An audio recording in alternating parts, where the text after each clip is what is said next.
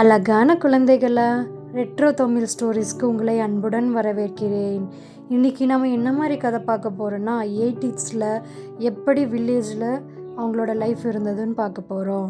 இதுதான் ஒரு அன்பான குடும்பம். அப்பா, அம்மா, குழந்தைகள்னு ரொம்ப சந்தோஷமாக இருப்பாங்க. காலையில் எழுந்திரிச்ச உடனே எல்லாம் சேர்ந்து பேசி சிரித்து அன்றைக்கி நாளை இனிமையாக தொடங்குவாங்க.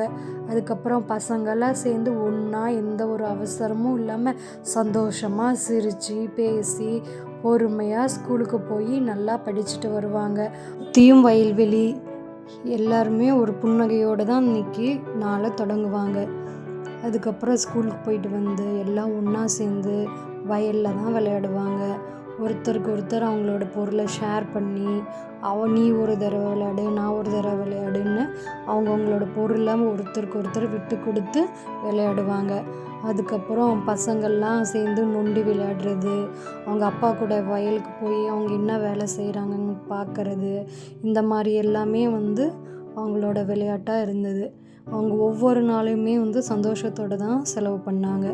அதுக்கப்புறம் அவங்க தாத்தா பாட்டியோட சேர்ந்து அங்கே இருக்க ஆடு மாடுகள்லாம் உணவளிக்கிறது, அது என்ன மாதிரி உணவு சாப்பிடுங்கிறதெல்லாம் அவங்க தெரிஞ்சு வச்சு அதுக்கு தகுந்த மாதிரி உணவுகள்லாம் கொடுத்து சந்தோஷப்பட்டாங்க.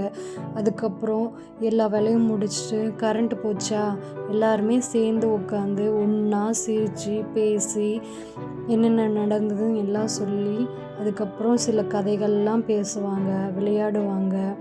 கரண்ட் இல்லைன்னாலும் அவங்கக்கிட்ட சந்தோஷம் அளவுக்கு இல்லாமல் இருந்தது. அவங்க நம்மளை மாதிரி ஏசி ஃபேன் எல்லாம் படுக்காமல் நிலா வெளிச்சத்தில் சந்தோஷமாக சுற்றி அப்பா அம்மா தாத்தா பாட்டி எல்லாம் சுற்றி இருக்க அவங்க நிம்மதியான தூக்கத்தை தூங்குவாங்க.